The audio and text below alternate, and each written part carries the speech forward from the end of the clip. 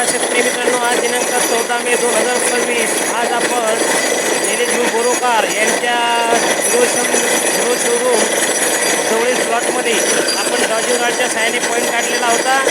तो आज आपल्या समक्ष मारताना सुरू आहे. याला जवळपास 4 ते 5 इंच पाणी मिळालेलं आहे आणि 160च फूट झालेला आहे. 80 फुटावर पाणी आपल्याला मिळालेलं आहे. तालुका शेगाव, जिल्हा बुलढाणा. शेखर दादा यांच्या लेआउटमधील प्लॉटमध्ये मिळालेलं पाणी. आपलं यूट्यूब चॅनल आहे पाण्याचा शोध हिंगे सर. आपला संपर्क नंबर आहे 7666 366 946.